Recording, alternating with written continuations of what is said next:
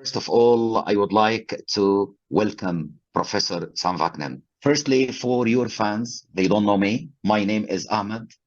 I am a counseling psychologist, member of APA, American Psychological Association, member of Egyptian Association for Psychotherapists and Arab Federation of Psychotherapists. Faكنين is known enough and he will present himself. Well, I don't know if they know very well, but it's not the first time, but it's the first time with such an honorable person like you. Thank you. Thank you so much. My name is Faكنين. I'll make it very short because we should discuss narcissism, not Faكnين.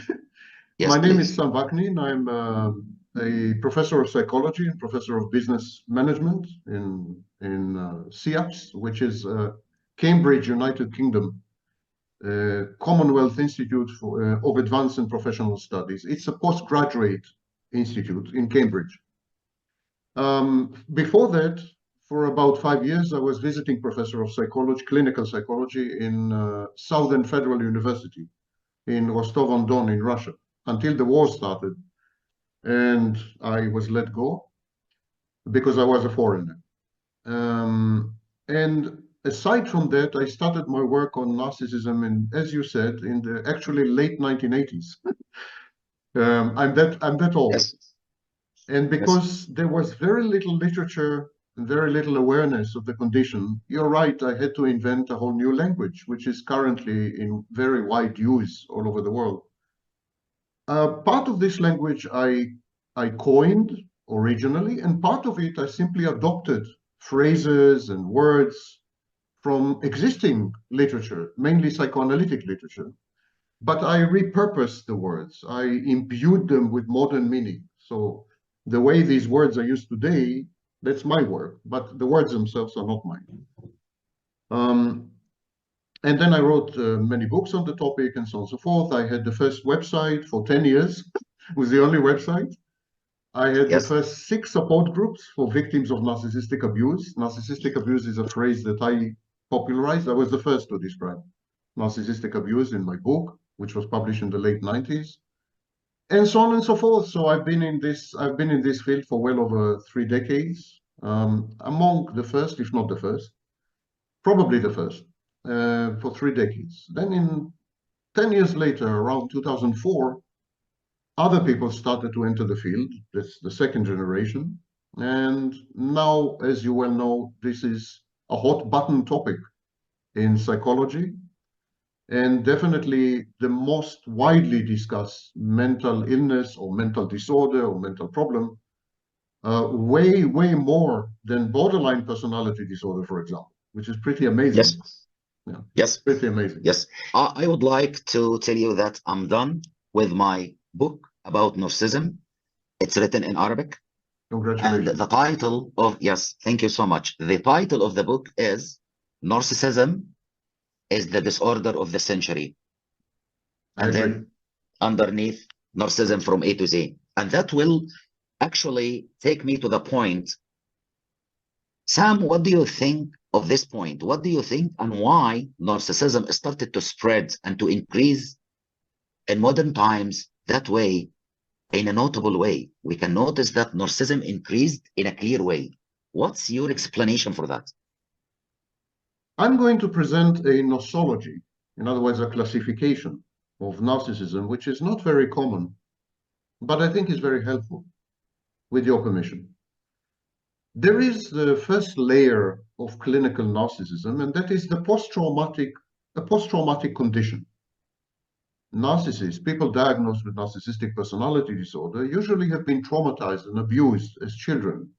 They've been exposed to what we call adverse childhood experiences, or ACEs. And as a reaction to the trauma, they developed defenses. And one of the defenses was the false self. It's a kind of imaginary friend who is godlike and is protective of the child. And that imaginary friend has all the properties the child does not possess and wish it had possessed. So this imaginary friend is all-powerful, all-knowing, brilliant, perfect. In short, it's a deity, it's a godlike entity. And then the child merges with his false self and becomes a narcissist later in life.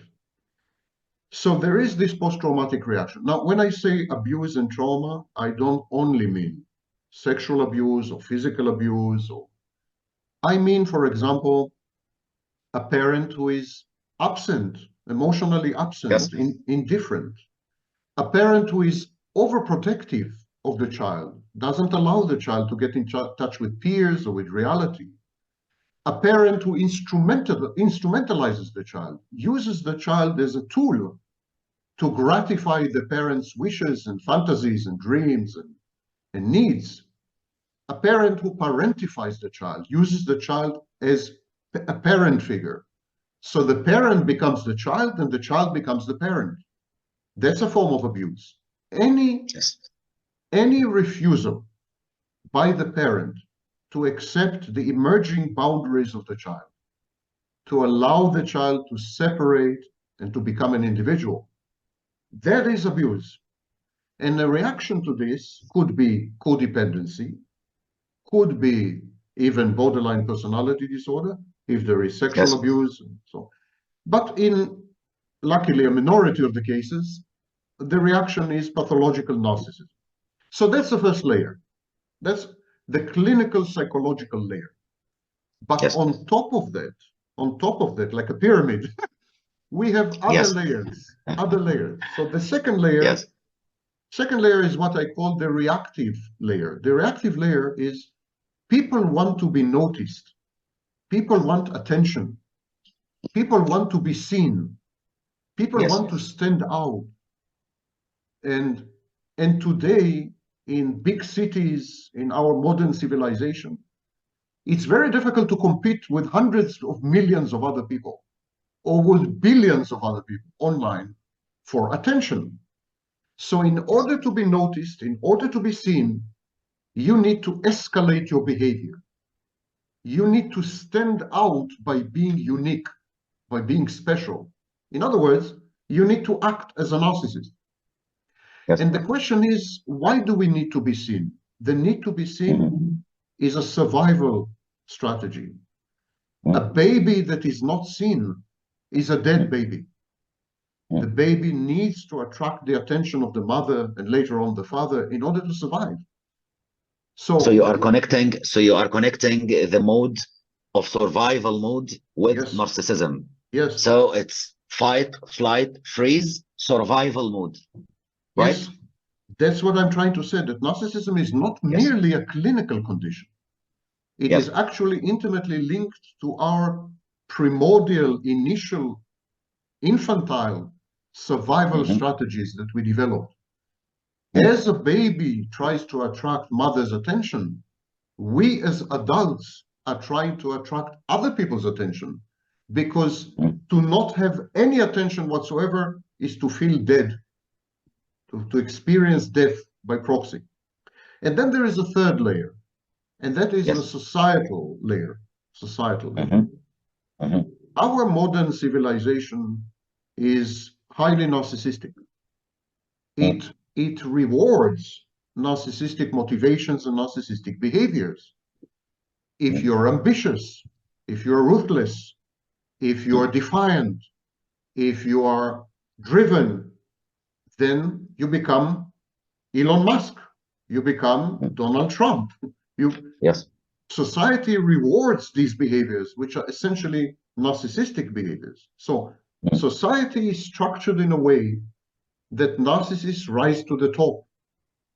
And in order to accomplish things in life, you need to be more and more and more narcissistic. And the irony is that this is conformity. As we become more conforming, we want to belong. Yes, we want to belong, we want to be accepted, we want to be part of a group, we want to interact with other people, even if only digitally. We want an affiliation, an identity. And this is what we call identity politics. Yes. So today, identity is intimately linked and inextricably linked to narcissistic behaviors and to narcissistic motivations and to narcissistic psychodynamics. So if you look at the big picture, you have a clinical condition, then you have a survival strategy, and then you have a society that rewards you, that encourages you to be a narcissist. It is a miracle that we don't have many more narcissists than we do. Because everything around you, everything inside you encourages you to become a narcissist. It's feeding the idea. Yes, we call it reinforcement. Yes. There is positive reinforcement. Yes. For being a narcissist, and there are quite a few negative reinforcements if you refuse to be a narcissist. So I can say, and I can understand from your words, Sam, that simply survival mode or this kind of mood is simply a defensive mechanism, as we can explain narcissism with the simplest determination or the simplest words as narcissism itself is a defensive mechanism. All the behavior, all the techniques, all the tactics, dynamics of narcissism is based on defense, like gaslighting, silent treatment, ghosting, ignoring.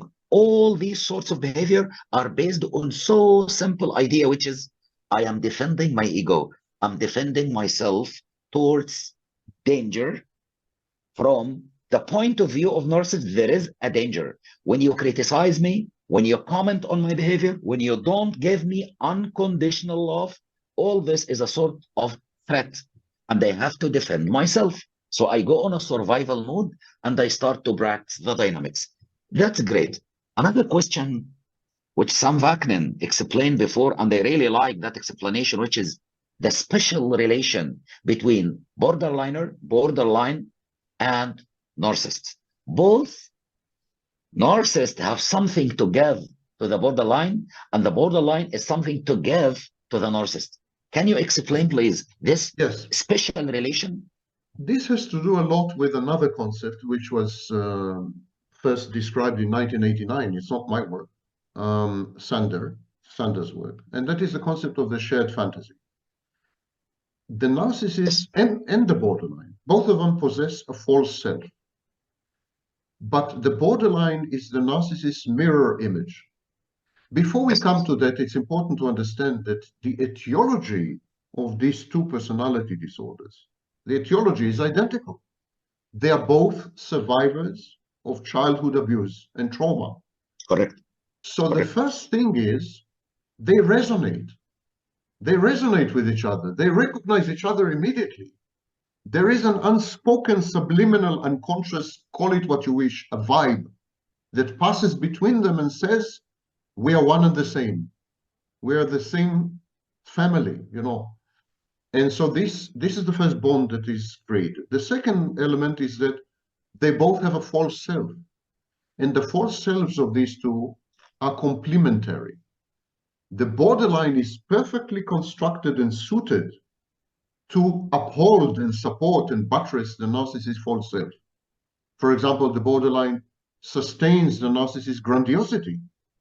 She regards the narcissist as a godlike figure that she can admire and worship and cherish. And the narcissist regards the borderline as someone in need of saving or rescuing, someone he can act as a god too. She can be his worshiper. She can be in his cult. It's a cult-like situation. And the third element is a shared fantasy. Both of them required a fantasy in order to survive.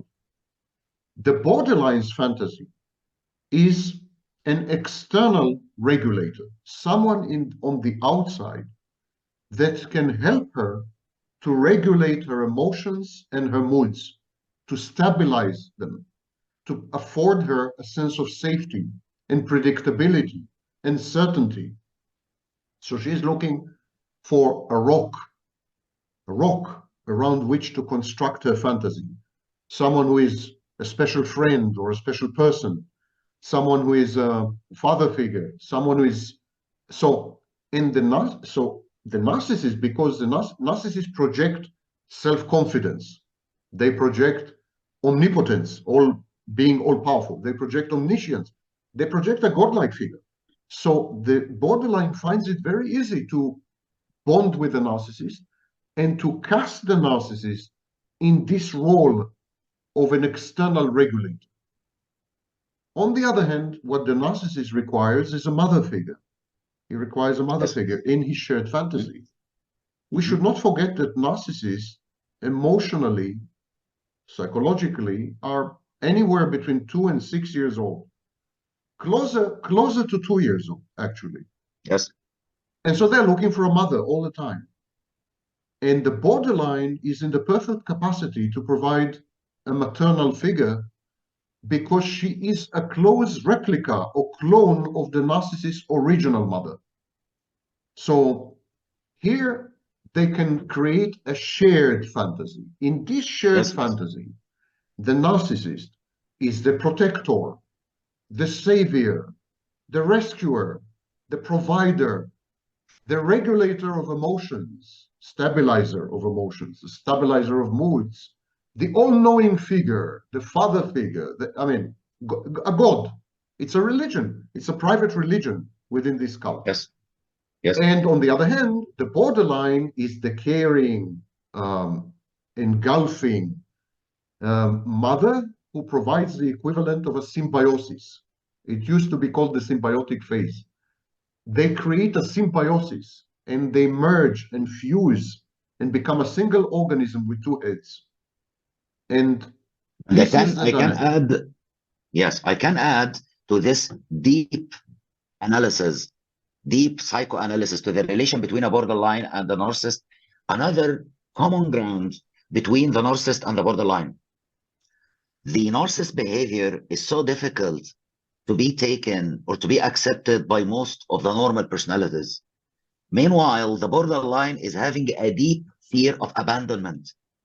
So as if someone is abusing, and when the borderline get bored of that and decide to leave, something inside, something deep inside in the borderline say, shout, no, please go back. Go back to this maternal figure. Go back to this person that will share me the fantasy. And then, of course, that's something so nice for the narcissist that someone is taking and accepting all these behaviors and giving somehow unconditional love. So it's a bond, it's a tie. Yes, Sam, there is another point. With your permission, you touched on two very important issues. The borderline has what we call the twin anxieties. Yes. She has separation insecurity, which is colloquially known as abandonment anxiety, and she has engulfment anxiety. She is not only afraid to be abandoned and rejected, but she is equally afraid of being consumed and digested and to vanish. So she is going through cycles that are known as approach, avoidance, repetition, compulsion. She approaches, then she avoids, she runs away, she comes back, she runs away again, and so on and so forth. The narcissist is perfectly suited to react to these repetition cycles or compulsions because the narcissist also has his own approach avoidance cycle. He has idealization, devaluation cycles. So the narcissist pushes the borderline away exactly when she needs to run away. This is a perfect match in this sense. Their cycles are totally synchronized.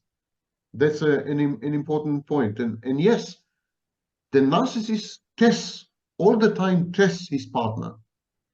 The narcissist is a child, so the narcissist is saying, I'm going to verify that my partner is a real mother, that she loves me unconditionally, that never mind what I do to her, never mind how I misbehave, she's still going to love me. So he abuses her. He pushes her away. He attacks her. He undermines her. Everything. But it's a test. It's just a test. And if she passes this test, then she's a real good mother, good enough mother, because that means her love is unconditional. It does not depend on the narcissist's behavior or misbehavior. All these dynamics are taking place in the shared fantasy. Just a question came to my mind when you are talking about borderline and narcissist now. Just a question came right now.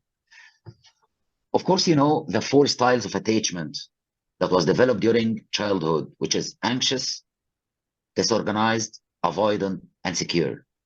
How you classify, how you explain the attachment of a narcissist and the attachment of a borderline?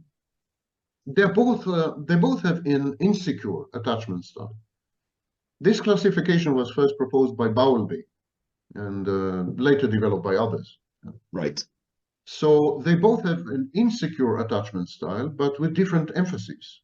So the narcissist would have a more an attachment style Avoidant. that is more avoidant. Yes, exactly. That is more Yes. avoidant, a bit more aggressive, and so on. And And the borderline is tending to anxious. Yes, the borderline would be a lot more anxious. So the borderline, the borderline's attachment is very similar, very reminiscent of the codependent attachment. And the difference between the borderline and the codependent is the codependent is conscious of her attachment style and uses it to manipulate the partner. The codependent emotionally blackmails the partner, and she does it knowingly. And so she says to the partner, I cannot survive without you. I cannot live without you. I cannot function without you. You owe me. I sacrifice a lot for you, and so on. This is the codependent style. Whereas the borderline does exactly the same thing, but she's totally unconscious of this. It comes from, but generally speaking, yeah, these are two insecure attachment styles that are perfectly suited, because the borderline needs the avoidance style because she needs to run away from time to time. Of course. She needs her freedom from time to time. Yes. And the narcissist needs someone with an anxious style because he likes his partner to be dependent on him. He likes the partner to be dependent on him. Right. He conditions the partner to be dependent on him because that's the only way that mother will not abandon him. So there is a perfect match here between narcissist and borderline. They cope together. They cope together. They complement each other. One of the things that I want Sam to explain to our followers, introjects. This terminology is one of your special terminologies that you've explained perfectly. So to all our friends all over the world, Sam want to tell you something about introjects in the mind of the narcissist. So please go on. I wish it were my work. It's not my work. Introjection is a basic term, a very important term in the work of what is known as the object relation schools. The object relation schools were a group of thinkers, a group of scholars and psychologists over a period of something like 25 or 30 years in the United States and in the United Kingdom. And they came up with a 4-stage process based on Freud's work and other, but they came up with a 4-stage process. Internalization, identification, introjection, and incorporation. Now, I will not go into all the details here, but I will focus on 2 important elements. What they were suggesting is that sometimes, because we are afraid to lose somebody, we're afraid to be abandoned, or because we have decided actually to lose somebody, we have decided to separate and move on. As children, what we do, we create a representation of that important person in our mind. So if you're a child, a 2-year-old child, and you're afraid to lose mommy, you're afraid she will abandon you, because she keeps leaving the room, she keeps frustrating you, she keeps disappearing on you. There's no object permanence or object constancy. So what you do, you create a copy of mommy, a photograph, a snapshot, an avatar, call it as you wish, and you internalize it. It's in your mind. And now mommy is in your mind all the time.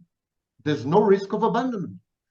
That's one solution. The other solution is when you want to separate from mother, when you want to become an individual, that is induced. Separation and individuation. Exactly. The Mahler separation individuation. That is an induced loss. You're choosing to lose mother. But it's still terrifying, isn't it? You're 2 years old, and there's a whole wide world out there. So you create an image of mother, and you internalize it. So internalization fulfills different functions. Now, similarly, you are going to internalize whole relationships. What you're going to do is you're going to divide your mind in 2 or in 3, whatever, And then the parts of your mind are going to interact with each other, simulating a relationship you have with someone. So these are the two types of internalization and identification. Introjection is the voice, the messages that these internalized representations have. When you internalize mother, you don't only internalize her image, you internalize everything she's ever told you. She may have told you, you're wonderful, you're lovable, you're going to succeed in life. She may have told you, you're ugly, you're stupid, you're good for nothing, you're inadequate, you're a total failure. Whatever the case may be, the image of mother in your mind, known as the introject, carries with it mother's messages, mother's voice, mother's constant signaling inside your mind. And this is known as the introject. In the context of narcissism, what the narcissist does, he creates an introject inside your mind. He creates a representation of himself or of herself in your mind. And this representation in your mind, this avatar. So simply we can simplify introjects as absorbed voice of the mother. Absorb voice of anyone, not only mother. You can introject anyone. So if you're in a relationship with a narcissist, you will introject the narcissist. There will be a small narcissist inside your head, and this narcissist will keep talking, will keep having a voice long after the real narcissist has left your life. Exactly as you would remember your mother and father long after they are deceased, after they're dead. And that's one of the good reasons. And that's one of the good reasons why narcissists overcome their victim's mind. Yes, they insinuate themselves into the victim's mind, abusing the process of internalization and introjection. And that is a big problem, because it's not easy to get rid of this introject. And the reason it's not easy is that the introject of the narcissist collaborates with other introjects in your mind. It creates coalitions with other introjects in your mind that have the same negative message. So if the narcissist is abusive towards you, if the narcissist criticizes you all the time, and so on, the narcissist's critical voice will remain in your mind, and it will make a collaboration, a coalition with other voices in your mind that have the same negative message. So this voice is amplified by other introjects. And the whole process is known as entraining. Entraining is a recent discovery. Yes. It's a recent discovery in neuroscience. We discovered, I'm saying we because I'm a professor of neuroscience. So we discovered that people who play music together, their brain waves become totally synchronized. We cannot tell the difference. Whose brain is it? They become one. Harmony, a sort of harmony. Yes, hive brain, totally harmonized. Yes. And so the narcissist does this to you. The narcissist verbally abuses you using the same words again and again and again. It's like hypnosis or like a mantra, some kind of mantra in meditation. And the narcissist actually entrains you, synchronizes his mind with your mind, allowing him entry to your mind, access, and then he implants the introject. This is the process, which is very terrifying. You know, in one word, brainwashing. Narcissist brainwashes you. Yes, it's a sort of brain. But since we have Sam Vaknin with us, can you please explain to us your way or the recommended ways to treat a narcissist from his disorder? Because usually you find some people are using techniques like DBT or CBT, and they depend completely on DBT and CBT on treating a narcissist. Is there anything you can add to us, you can learn from you about treating a narcissist? First of all, it's no treatment modality that I'm aware of has any efficacy with narcissism. And that includes schema therapy, that includes EMDR, that includes Millen's work, that includes Kernberg transference therapy. That, trust me, in the last 30 years I've studied all of them. Gestalt seat. Gestalt, the transactional analysis, I mean, you name it. Yes. None of them, yes. none of them succeed with narcissism, because narcissism is an absence. It's not a presence. There's nobody there. There are two core mistakes in the attitudes of psychology or psychotherapy to narcissism. Mistake number one, they relate to the narcissist as if it were an adult. It's not an adult, it's a child. We need to use child therapies. Second mistake, narcissism is a post-traumatic condition. We need to treat it with trauma therapies, not with cognitive behavioral therapies. Right. So that's the source of the problem. Now, we can modify. We have been successful at modifying behaviors of narcissists, especially abrasive, antisocial behaviors. But these modifications are short-term and they're totally reversible. We cannot maintain them in the long term. So a few years ago, I designed a treatment modality specifically for narcissists called therapy. It's a modality that builds on the work of Foa and Nozak and a few other psychologists in the 80s. And it uses re-traumatization, putting the narcissist through trauma again, through the primary, of course, not in the physical sense, yes, in the verbal sense.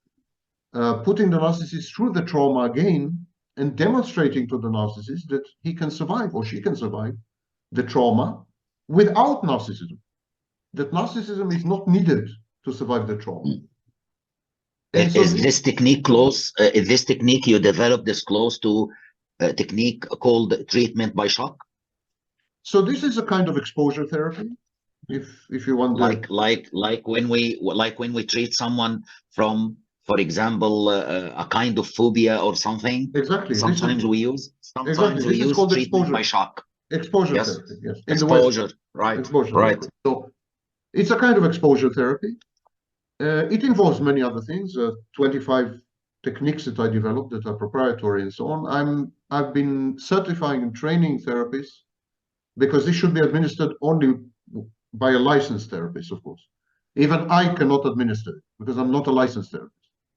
But of course, I can train therapists. Unfortunately, the pandemic interfered, and we have to restart the whole process. We succeeded to train 150 therapists before the pandemic, but now they need retraining because a lot of time has passed. But I think this technique stands a chance, at least, to break through the defenses and prove to the narcissist that the false self is not needed, that he can survive without the false self. Maybe it will work. I'm not quite sure, but we'll see. I would like to make an observation before we proceed, if you allow me. Of course. On the online environment, which is always a polarizing, extremist environment, on every issue, not only on narcissists, we tend to demonize narcissists. We tend to say that they're malevolent, evil creatures who are hell-bent on destroying people's lives and so on and so forth. And of course, the outcomes of narcissistic abuse are indeed very destructive to other people. People are damaged and broken and harmed in big ways. I'm even an advocate of criminalizing narcissistic abuse.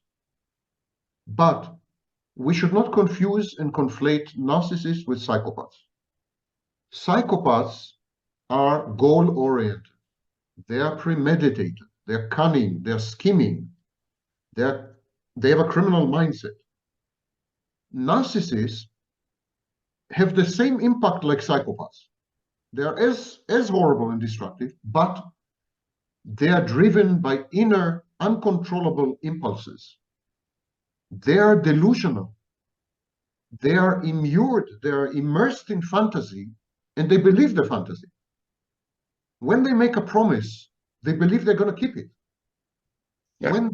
When they gaslight you, they're not actually gaslighting, because they're not even lying. They believe their own nonsense, you know?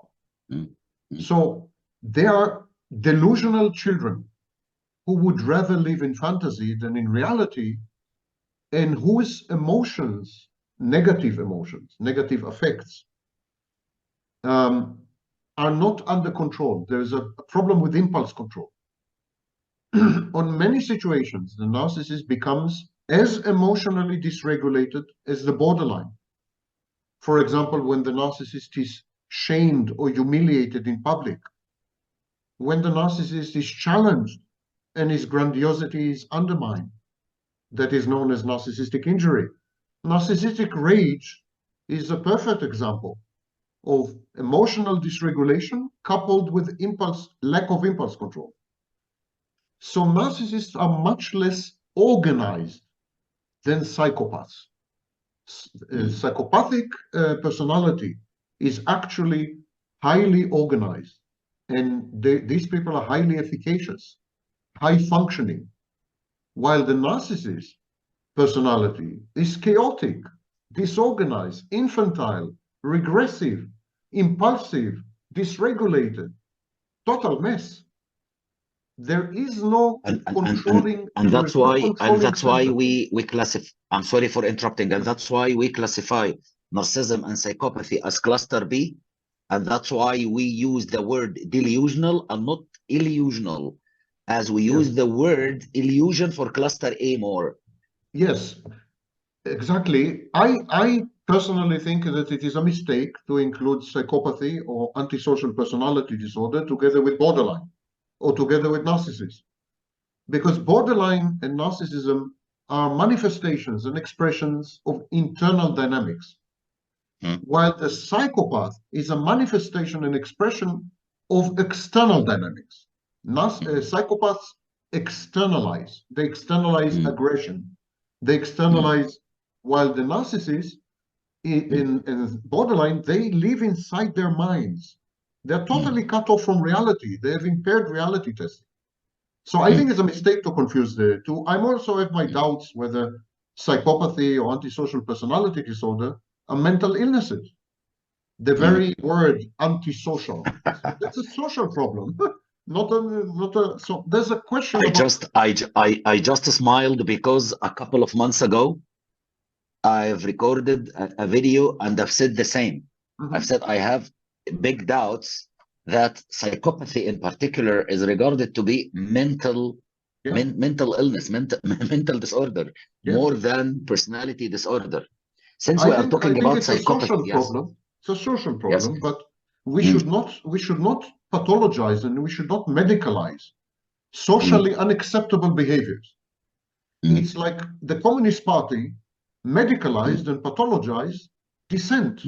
So dissidents in the USSR, dissidents were put in mental hospitals because they were diagnosed by psychiatrists as insane.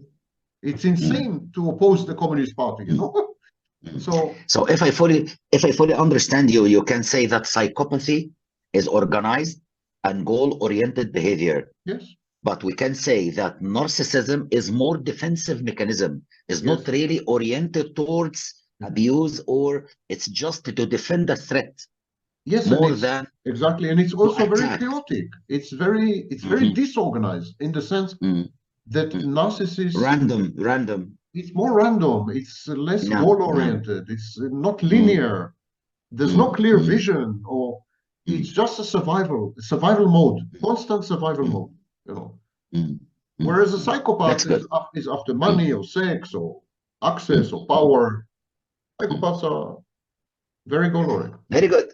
Since we have Sam with us, so we have to take the advantage with your advices for everyone. Since those defensive mechanisms practiced by narcissists towards the, maybe we call it the victim, I don't know it's correct or not, but anyway, to the person will be abused, how to protect yourself, how to protect your children in case you have a family life with a narcissist. What is the best way to protect yourself?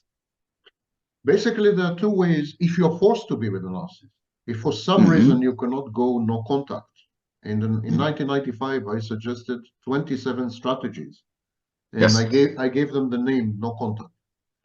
So if you cannot give no, if you cannot go no contact, you're married and you cannot divorce, or you are financially dependent, or you have many children with a narcissist, or for whatever reason, you cannot, there's no way you can escape the narcissist. So you're working in the same workplace and you don't want to give up on your career. You know, there are many situations where we cannot avoid or evade the narcissist. Then there are two strategies, essentially. Once, and they're both not pleasant, but the first strategy is to leverage the narcissist's grandiosity against the narcissist. It's like in martial arts, when you use the momentum of the adversary against the adversary. So if you flatter the narcissist, if you tell the narcissist how great he is, what a genius he is, how amazing he is, how unprecedented, how this or that, you can make the narcissist do anything you want. Narcissists are junkies, they're drug addicts. They're addicted to narcissistic supply. Attention, admiration, adulation, being feared, any form of attention. So if you give the narcissist attention and you modulate it and you know how to give it so that the narcissist doesn't suspect that you're faking, you have to act, then you can make the narcissist do anything you want. You can go You to mean the you mean to give the narcissist supply as one S, or to give the four S's: supply, sex, service, sadism? What do you mean, one S or the four S's? So yes, if you strike a deal with the narcissist that you provide him with the four S's, and not all the four, out of four, 2 out of 4 are enough. Sex, sex, services, supply, narcissistic or sadistic supply also, and safety, being present, not abandoning the narcissist. If you're willing to play this game, the narcissist is yours. Narcissists are incapable of telling reality apart from fantasy. They tend to believe that they are great and they're geniuses and they're amazing, and so it's an easy job basically. And then what's better, Sam? Yeah. What's better for the victim to have somehow peaceful life with the narcissist? To give 2 or 3 S's, or to enter the 4 narcissistic codes? So I think, of course, you know them very well. Yes, I think that I want to propose 2 strategies because I don't want to become too complex. I want people to remember one of 2 things. Okay. So one thing is to agree with the narcissist's grandiosity, to support it, and then narcissist is yours. You can manipulate, you can ask anything, especially if you make the narcissist believe that the idea is his idea. Something you want, you should make the narcissist believe that he wanted it, or he's helping you, he's saving you, he's rescuing you, you're in need, you cannot survive without him, and so on and so forth. The second strategy is fear. To establish firm boundaries with sanctions and punishments. And whenever the narcissist crosses these boundaries, and violates them and breaches them, to punish him. And the punishments need to be severe. Narcissists are cowards. They're children. Maybe not. You mean don't revive, don't trigger the fearful child inside the narcissist? Yes. So unfortunately, it's a strategy that works well. We know that it works well, for example, because when narcissists go to prison, all their narcissistic behaviors disappear. Of course, if you're a narcissist in prison, you don't survive for long. So suddenly, all the behaviors vanish. They are completely different people. They are caring and compassionate and attentive, and the narcissism vanishes. This teaches us that narcissism, to a large extent, is, as you said, a defensive, survival-related posture. And when survival requires the suspension of narcissism, then it disappears. It's a choice. It's, in effect, a choice. So if you were to create for the narcissist an intimidating environment, a fear-based environment, an environment that involves punitive measures and so on, if he misbehaves, if he breaches boundaries and rules and so on, that should work. That should definitely work. Think of the narcissist as a 2-year-old. What would you do with your 2-year-old? Do it with a narcissist. Simple. That's good. And about children, how to protect the children in case that the victim cannot leave, and we still have children between us and the narcissist. Is it right to tell the children about their father, for example, or mother, it depends, behavior, disorder, or to hide it till a specific age and then to start talk about it, or not to talk about it at all and to treat the situation normally? There are differing opinions. There's a debate. My approach is based on social learning theory, Bandura's social learning theory.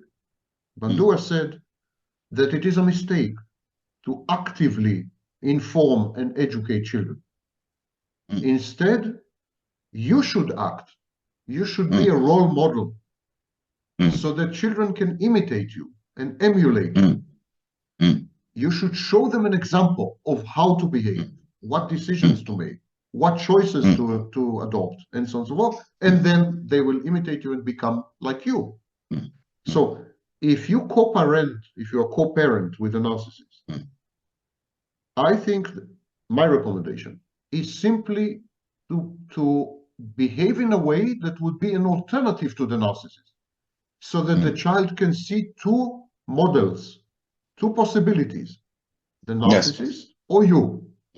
And then the child can make a choice. I want to become a narcissist like my father, or I want to become a healthy, normal, balanced, happy person like my mother, or vice versa, doesn't matter. So the child would have a choice of modeling. Now, studies have shown quite conclusively that children usually adopt the healthy model. In other words, if you are consistent with the child over the child's life from 2 years old to 18 years old or 25 years old, and you're consistent, you're healthy, you're boundaried, you're grounded, you are compassionate, you're empathic, you're helpful, etc., etc., etc. And there is the other parent who is selfish, who is rageful, who is unboundaried, who is impulsive, who is reckless, the child may, throughout this period, imitate the wrong parent, but ultimately, when the child becomes an adult, the child is much more likely to adopt the healthy model, the right parent. So it's a risk, but a very limited risk.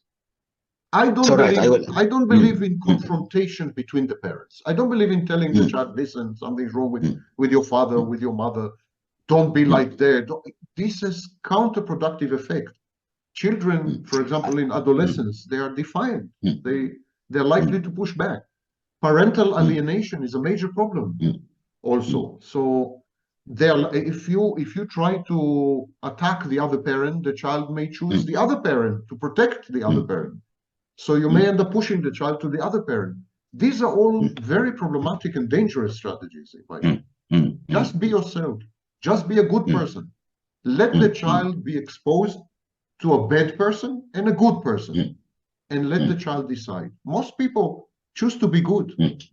Most people are good people. That's a fact. Right. I will tell you my point of view, because I actually, when I'm asked about what to do in this sensitive situation, I say exactly what you say, but I add a little point. I always advise, do what Sam said exactly, be a role model, be a good model, let the child to choose the right model for him or for her. But I add one point more, that when you attack, when you talk, when you criticize the narcissist, say to the child, say to your son or daughter, first of all, before I talk about your dad, I want you, my son, to differentiate between two things, between behavior and the person. He is your dad as a person. We give him a lot of attention. We give him a lot of respect as a father model. So I'm not talking about your father.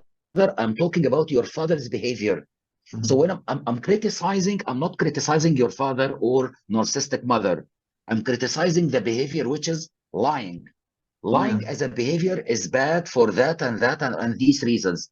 for example, gaslighting, for example, ignoring, any sort of behavior. So we differentiate between two things. The person, yes, but it's difficult for a child to make this and the distinction. This is very adult distinction. A child would Yes. interpret this thing as attack on the father. Yeah. No. But I agree with you that you need to teach the child boundaries. For example, you need Yes. to teach a child, Yes. if daddy asks you to do this, don't do this. Mm. This would prevent, for example, sexual abuse. It would prevent criminal behaviors. It would prevent unethical behaviors. So you need to teach the child where to put the line. Where's the line? Which line never to cross. Even if daddy asks you, don't do that because it's not okay, it's wrong, and so on. I think if you lie all the time, if the father lies if the narcissist lies all the time and you never lie or rarely lie, the child will notice the difference. The child will be disappointed because the narcissist will lie to the child, will make promises and then break these promises. And so gradually the child will learn to not trust the narcissist and to trust you because of experience and exposure. The narcissist would promise to come to the child's birthday once, twice, 3 times and will never come. You will promise to come and you will always come. So the child begins to realize this person I can trust, this person I cannot trust. I think teaching by modeling, it's not my idea, it's Bandura's idea. Teaching by modeling is a really, really great idea. And of course, you're right. We need to teach a child what not to accept, what to reject, which boundaries. Absolutely, yes. I really enjoy each word you pleasure. say. Thank you so much. You with have the a promise. you have a deep knowledge of the topic, that is clear. Sam, Inshallah. thank you so Inshallah. much. I really, really appreciate your time, and with a promise, you will be with me another podcast. Thank you so much. مع السلامة. مع السلامة حبيبي. مع السلامة.